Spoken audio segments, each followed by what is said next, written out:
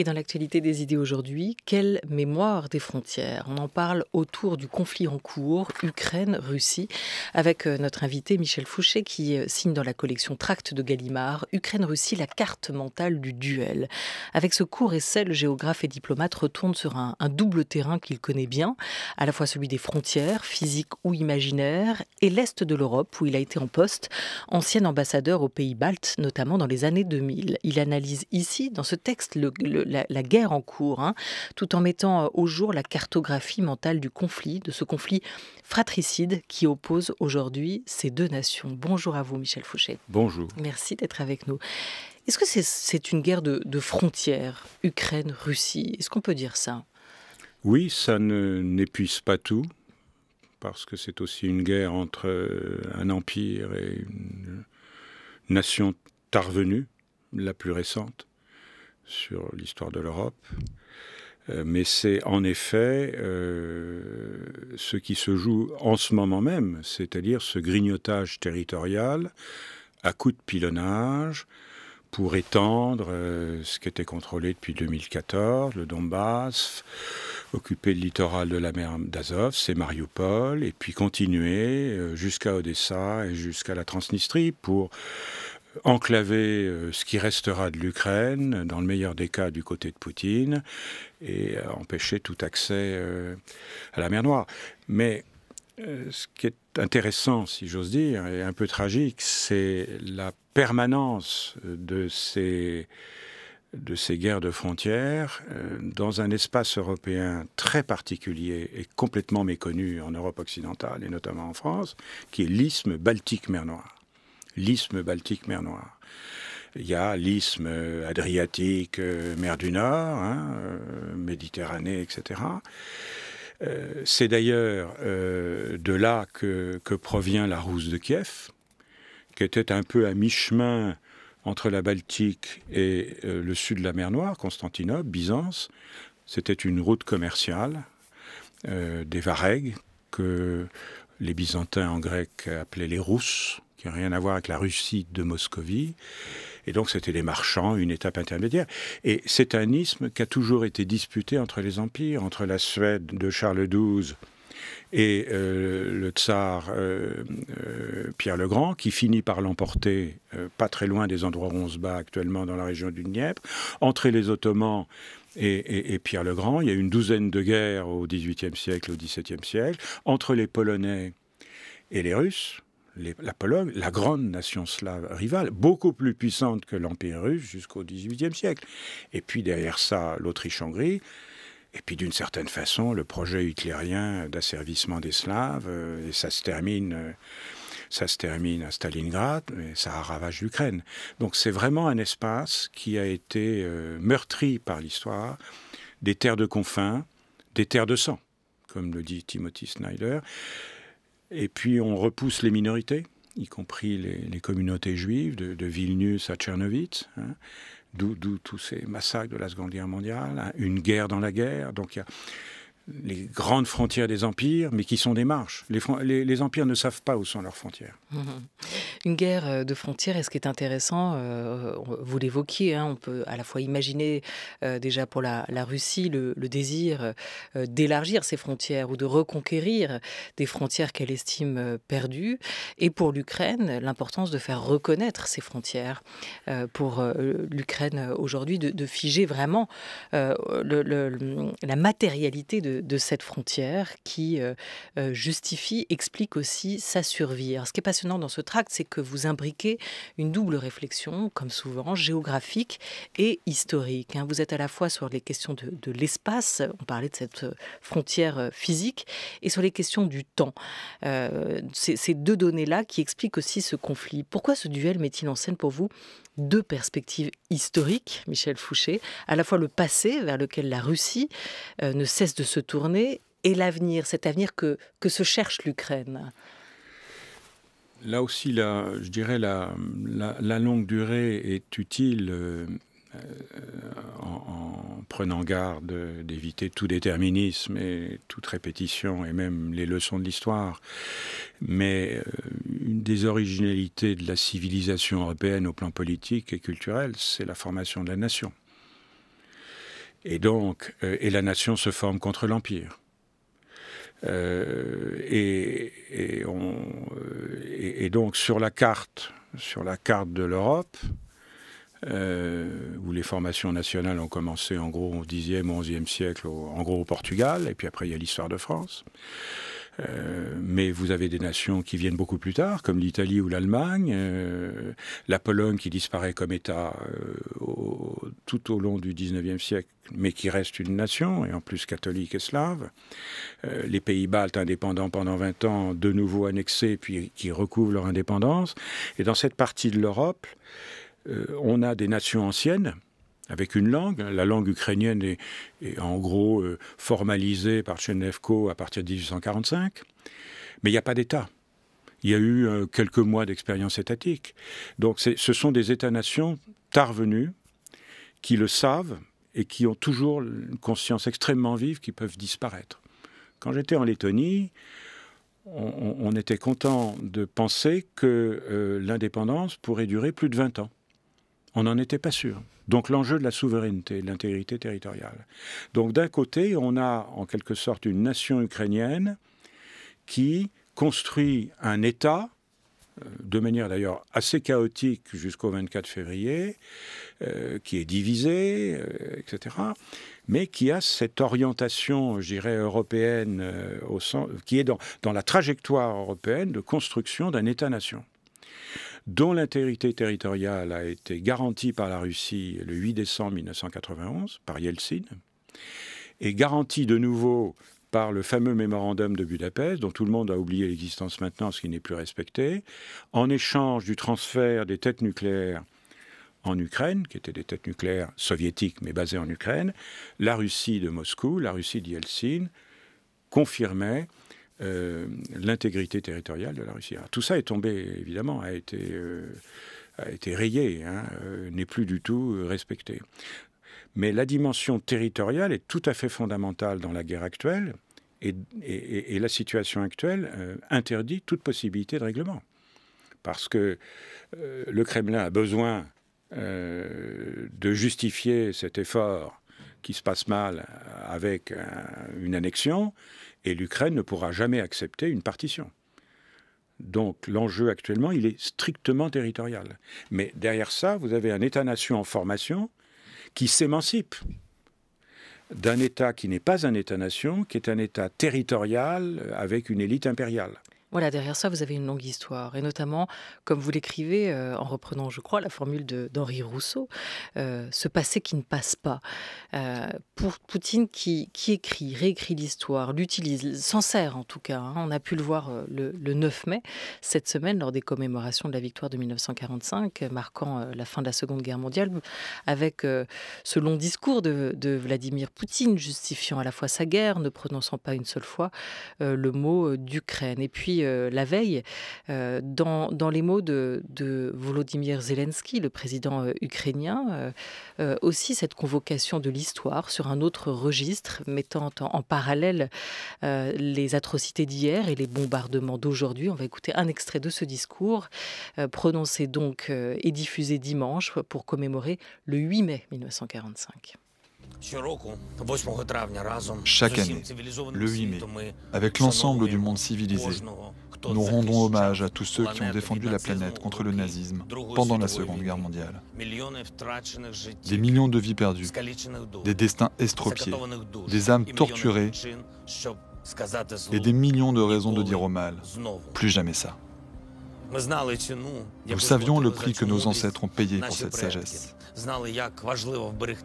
Nous savions à quel point il est important de le préserver et de le transmettre à la postérité.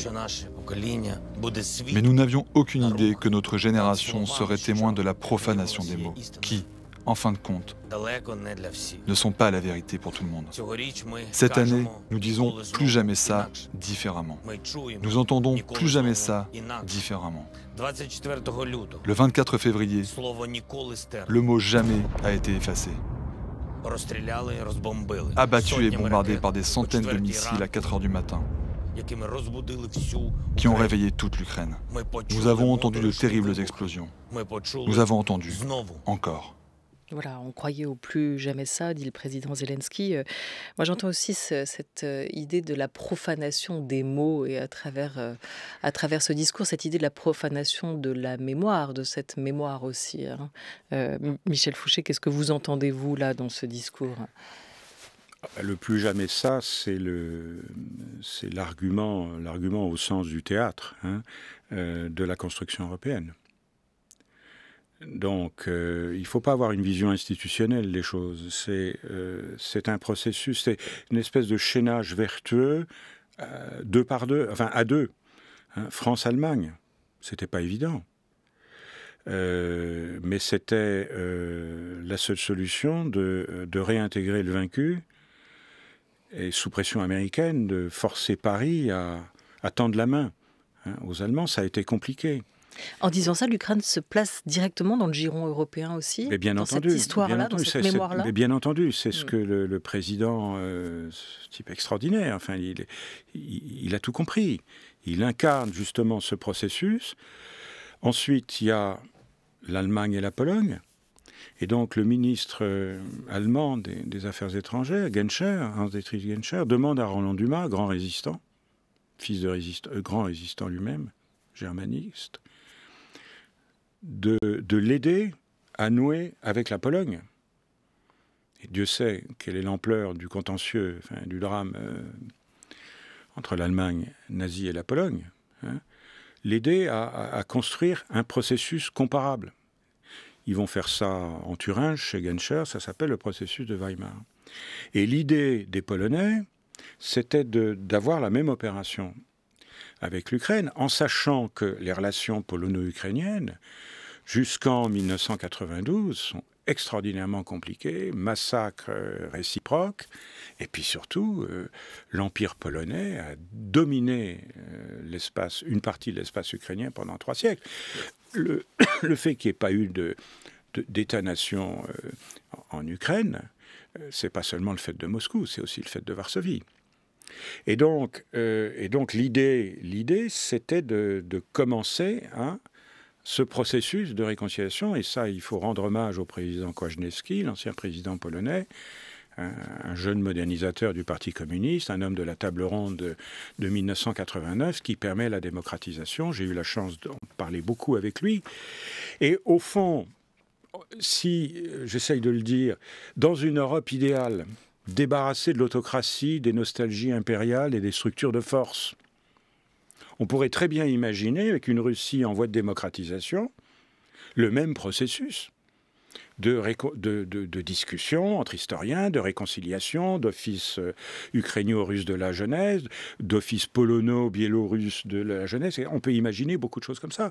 Mais là, on se heurte il y a une butée, il y a une autre frontière, qui est une frontière mentale, qui est une frontière autocratique, qui est un refus complet d'entrer dans ce processus de réconciliation, dont l'Ukraine fait partie. Et c'est pour ça qu'aujourd'hui, la Pologne est le meilleur avocat de l'Ukraine et évidemment très écouté à Washington, sans compter le rôle très important des diasporas ukrainiennes aux États-Unis et au Canada. La première ministre du Canada est d'origine ukrainienne.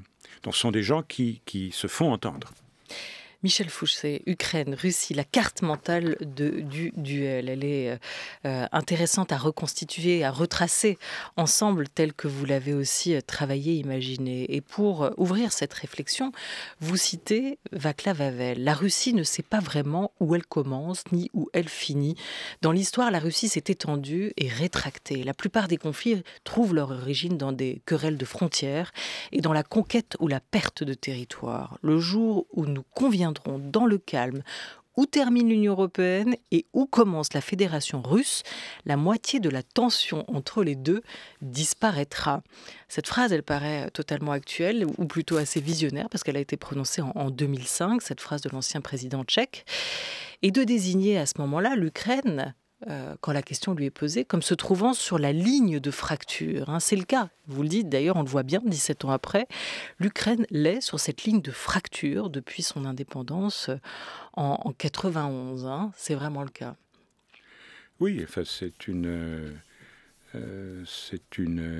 diagnostic, enfin, je dirais, lucide et prémonitoire. Mais fracture de quoi alors Attendez, d'abord, dans le texte de Václav Havel, il y a l'idée dans le calme. Et en effet, on n'a pas été capable de régler cette question dans le calme. On aurait dû. On aurait pu tenter quelque chose. À l'époque de Yeltsin, évidemment, la Fédération de Russie était tellement faible que on a imposé un peu ce qu'on voulait du côté occidental. Mais à l'époque, il y avait un dialogue. Et puis progressivement, ce calme a disparu en gros à partir de 2007-2008. Mais ça, c'est un choix du Kremlin. Alors, la ligne de fracture, elle est sur le fait de savoir, encore une fois, si l'Ukraine fait partie du monde russe ou pas. D'autant plus que l'Ukraine est un vaste territoire composite dans sa formation historique. C'est d'ailleurs comme tous les territoires européens. Et le Dniepr, la grande vallée du Dniepr, c'est un fleuve qui fait entre 2 et 12 km de large quand même, a longtemps été une ligne de division entre la zone d'influence russe et la zone d'influence polonaise. Il y a d'ailleurs un risque de scénario de nouvelles partitions de l'Ukraine avec annexion de ce qui est à l'est. Sur la rive gauche du Dniepr par la Russie. Donc on est vraiment... Et le mot lui-même m'a toujours frappé, Ukraina. Oui, c'est ça, c'est l'étymologie. C'est près d'eux. Ouais. Ben, c'est assez étrange d'avoir un pays qui s'appelle les confins. Oui. Ça a toujours été une terre de confins. Même la toponymie rend compte du fait que c'est un État-nation tarvenu. La Pologne, c'est la plaine. Les Lettons, les Estoniens, les Lituaniens, ils ont des noms de langues et de peuples. La Russie, la Russe de Moscou, les Turcs, les Francs. C'est ça qui est intéressant, c'est que vous le dites. C'est terre de confins. Les frontières. Près d'eux, Kraj. Kraj, c'est le terme générique slave pour confins, marche d'empire, confins. Et je me souviens m'être fait la remarque, je suis allé plusieurs fois à Kiev, évidemment, et une fois, j'étais venu et il m'avait fait parler des frontières. Et je me souviens avoir dit à l'ambassadeur de France, au retour de la conférence, ces gens sont obsédés par la question des frontières, ils ne savent pas où ils sont. C'était il y a une quinzaine d'années, si vous voulez. Ils ne savent pas où ils sont.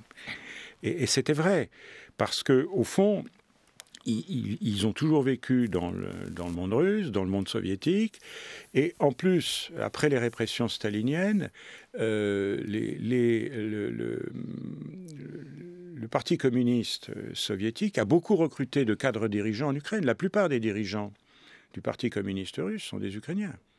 Khrouchtchev, Brejnev, je crois qu'il y a une ou deux exceptions, Tchernenko, etc., etc. Il y a une élite, notamment ces gens du Donbass. Descendants des prolétaires stakhanovistes. Donc l'Ukraine a en fait... Et il y a 20% des Russes de fédération qui ont des racines ukrainiennes, il y a des mariages mixtes, etc. Donc c'est vrai qu'il y avait des liens extrêmement forts, mais à partir de 1991, l'Ukraine est enfin indépendante et construit tant bien que mal son État-nation. Voilà. Et c'est intéressant parce que vous le dites, les frontières fixent les identités nationales. Et quand les frontières ont été délimitées de l'Ukraine, on peut se dire qu'elle a aussi fixé cette instabilité. Le fait que l'Ukraine sera toujours sur cette ligne de partage. Elle sera toujours cette terre de confins, comme vous venez de le raconter, Michel Fouché. Je voudrais qu'on revienne dans ce lien, ce parallèle, cette explication entre frontières et histoire, aussi sur un temps, un moment important. Le pacte germano-soviétique de 1939, on l'évoque avec le journaliste au Monde, Florent Georgescu. Ce qui a été escamoté par l'histoire soviétique et qui l'est encore en partie par Poutine, c'est ce qui complétait le pacte de non-agression proprement dit. On a résumé, en fait, on n'a pas nié le fait qu'il y ait eu un pacte, et Poutine évidemment ne le nie pas, mais on le résume à un pacte de non-agression alors qu'il contenait un protocole qui était secret, qui impliquait le partage de l'Europe de l'Est, le partage de la Pologne, mais aussi des pays baltes. Et ce protocole-là est resté secret jusqu'à la perestroïka. Et donc c'était totalement, formellement ignoré. Et aujourd'hui, quand Poutine évoque le pacte, il gomme toujours cet aspect-là. Il dit les soviétiques ont été acculés parce qu'ils ont été lâchés par les occidentaux, ont été acculés à ce pacte pour éviter la guerre. Et il ne tient pas compte du fait qu'en réalité, le pacte a servi à assouvir un désir de conquête des deux côtés. Le pacte est important à cerner pour comprendre ce qui se joue aujourd'hui pour vous aussi, Michel Fouché? En tout cas, c'est fondamental pour comprendre les perceptions de sécurité de tous ces États, les 3 États baltes, qui perdent brutalement leur première indépendance le 23 août 1939. La Pologne, et puis je dirais aussi l'ancienne Tchécoslovaquie, qui est concernée dans sa partie est, et l'ancienne, enfin quand je dis l'ancienne Roumanie, qui était beaucoup plus étendue à l'époque. Donc ça m'a toujours fait l'effet d'un traumatisme, cette affaire-là, surtout que c'est suivi immédiatement de l'arrivée de l'Armée rouge et des premières déportations en Sibérie. Ensuite, ça a un deuxième effet, c'est que la guerre à l'Est, et c'est quelque chose qui est là aussi très très largement ignoré en France, est beaucoup plus complexe qu'ailleurs. Du côté occidental, en Europe occidentale, il y avait 2 camps. Là, il y avait les nations, il y avait Hitler, il y avait Staline. Et donc, il y a eu en effet des choix, parce que Hitler, a promis l'indépendance à l'Ukraine. À la Slovaquie, à la Croatie, à la Grande Hongrie, pour se débarrasser de Staline. Donc vous avez des familles qui ont été complètement divisées. Un frère était dans l'armée rouge et l'autre était dans les Waffen-SS. Parce que l'enjeu, c'était soit Staline, soit une possible, illusoire indépendance dans le Grand Reich. Sophie Oksanen, dans Purge, l'écrivaine esto-finlandaise, avec qui j'avais eu d'ailleurs la chance de débattre il y a plusieurs années, ici même à France Culture, rappelle tout à fait ça. C'est un peu comme la guerre civile espagnole, si vous voulez, les 2 frères dans des camps différents. Donc, il y a eu des guerres dans la guerre. Il y a eu des guerres dans la guerre. Et ça reste extrêmement présent. Ce sont des pays et des nations qui ont une mémoire extrêmement vive de la Seconde Guerre mondiale, et la date de départ, c'est pas le 24 février 2022, c'est le 23 août 1939. Et ensuite, on voit très bien à Yalta l'expansion considérable de l'Empire soviétique. Comme disait la présidence lettonne devant un général russe bardé de médailles, on est très content que vous nous ayez libérés, mais enfin, vous auriez dû rentrer chez vous. Vous êtes restés. Ce qui fait que vous avez aujourd'hui un conflit de mémoire extrêmement vif, libération ou occupation. Dans les pays baltes et en Pologne, c'est tout à fait clair. L'armée rouge a vaincu l'armée hitlérienne. Cette armée de libération, c'est la seule chose qu'on retient au Kremlin, est devenue une armée d'occupation. Dans tous les pays baltes, il y a des musées de l'occupation. Et c'est là que j'ai découvert, si vous voulez, que l'un des contentieux fondamentaux que nous avions avec les Russes, c'était l'interprétation de la Seconde Guerre mondiale. Avec un autre élément qu'on a eu tendance, nous, à sous-estimer, même si c'est maintenant manipulé. Ça, c'est un officier de renseignement letton d'origine russe, fils de marin russe, qui me l'avait dit. Vous savez, la Grande Guerre patriotique, c'est la seule chose dont les Russes soient fiers.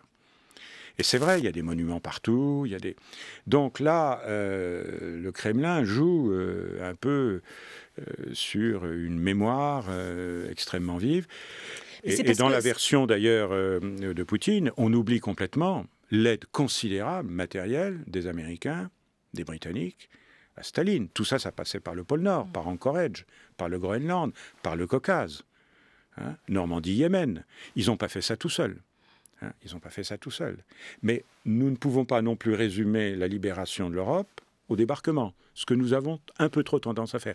Il faut équilibrer. C'est pour ça que François Hollande, ancien président, avait eu la bonne idée d'inviter son homologue russe en Normandie.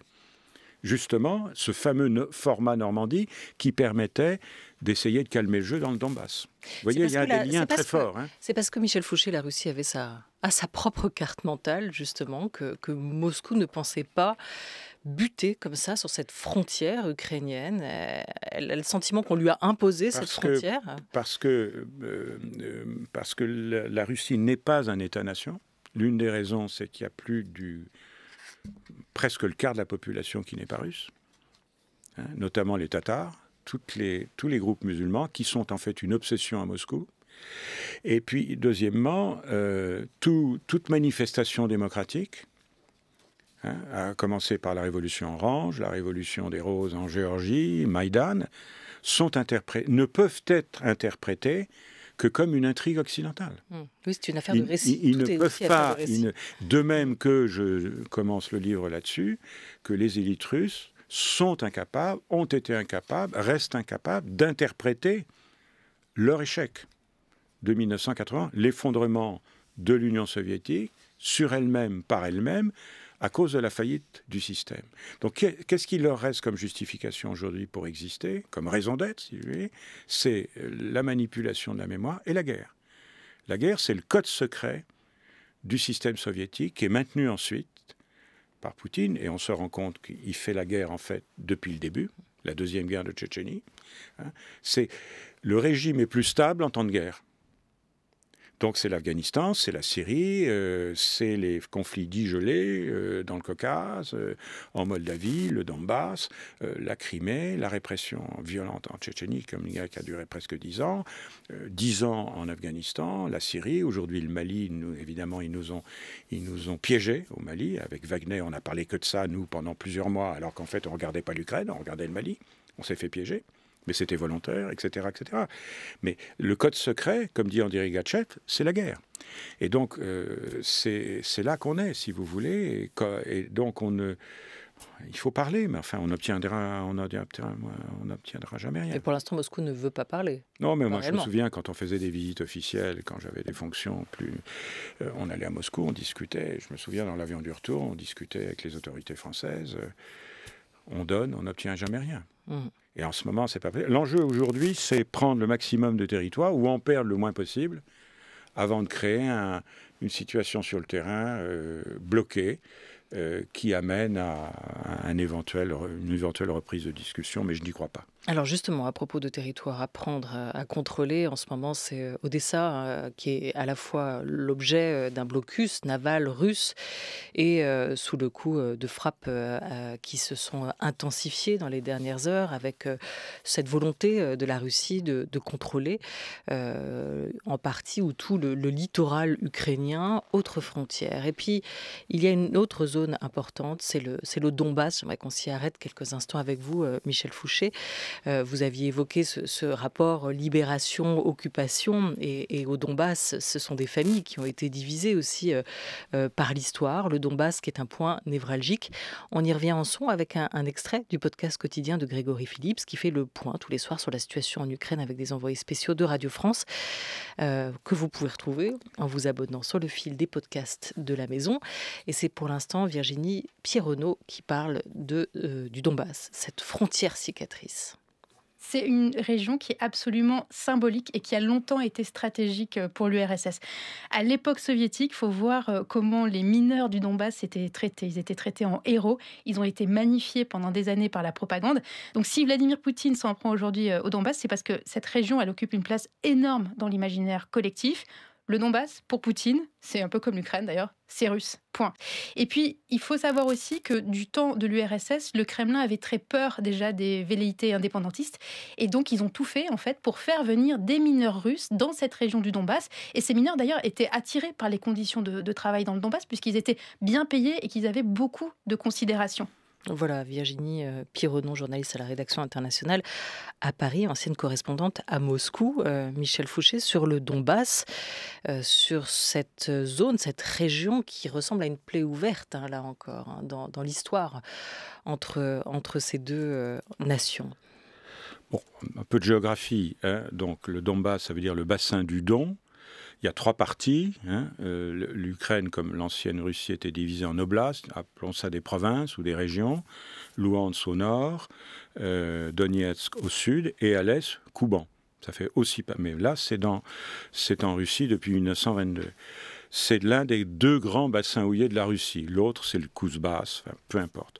Bassin houiller, industrie métallurgique, bassin houiller développé par des ingénieurs français et gallois à la fin du 19e siècle. plus des grandes aciéries. La plus grande aciérie d'Europe était à Mariupol, une ville d'ailleurs que les séparatistes n'avaient pas réussi à prendre en 2014. L'armée ukrainienne de l'époque s'était débandée, mais l'oligarque Rinat Akhmetov, qui possédait Azovstal, a armé ses ouvriers et, en milice. Et ils ont repoussé les séparatistes. Donc ce qui se passe aujourd'hui, cette violence absolue, c'est une revanche sur l'échec de 2014. Plus la destruction d'un oligarque qui a refusé de jouer le jeu de Moscou. Et d'ailleurs, il faut constater que, alors je suis d'accord avec les symboliques, c'est l'histoire de Stakhanov, qui était mineur dans le Donbass, Khrouchtchev était du Donbass, etc., etc. Une partie des élites soviétiques venait du Donbass. Donc qu'est-ce qu'elle représente dans cette carte mentale du duel pour ces deux frères d'ailleurs inégaux que vous racontez? Oui, pour frères inégaux. Comme pour la Russie. Ouais. Il y a un enjeu économique, si vous voulez. Il y a aussi une identité régionale forte au Donbass qui n'est ni russe ni ukrainienne. Il est faux de dire que c'est une région russe. Au recensement de 1897, qui est le seul grand recensement de l'Empire, il y avait plus, j'ai vérifié les chiffres, il y avait beaucoup plus d'Ukrainiens que de Russes. Mais en fait, ensuite, il y a eu des Russes. Mais à partir de 2014, la plupart des Ukrainiens ont été expulsés ou dominés. C'est d'ailleurs un des points de discussion de Zelensky qui voudrait avoir des garanties pour les populations qui veulent rester ukrainiennes dans le Donbass. Il n'y en a plus. Donc, c'est tout à fait frappant de voir que dans le discours du président russe, le 9, il y a 2 jours, il dit « on est chez nous dans le Donbass ». Ce qui n'est pas vrai.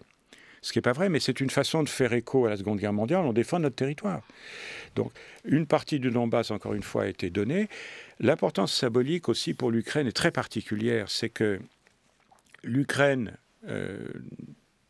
incorporée dans la nouvelle Union soviétique, après beaucoup d'hésitations sur les configurations, est une Ukraine des terres noires, une Ukraine de paysans riches, les fameux koulaks, qui ont une certaine autonomie, y compris linguistique, dans les années 20, l'époque de Lénine. Et puis Staline va changer tout ça, c'est la fameuse famine, l'Holodomor. Mais il faut équilibrer politiquement le pouvoir dans cette République fédérée, et par conséquent, on va favoriser la migration des Russes, non seulement parce qu'on a besoin de mineurs, mais parce que politiquement, ça permet d'affaiblir la paysannerie. Donc il y a aussi ce rôle-là. C'est la même raison d'ailleurs qui explique pourquoi Khrouchtchev, en 1954, modifie la carte de la République fédérée et inscrit la péninsule de Crimée dans le territoire de la République d'Ukraine. Merci beaucoup, Michel Fouché. Vous terminez avec les différents scénarios, les voies possibles de sortie. Ce tract qui paraît chez Gallimard, Ukraine-Russie, la carte mentale du duel. Et vous terminez surtout par une question. Le régime déliquescent du pouvoir personnel poutinien survivrait-il à la catastrophe qu'il aurait provoquée?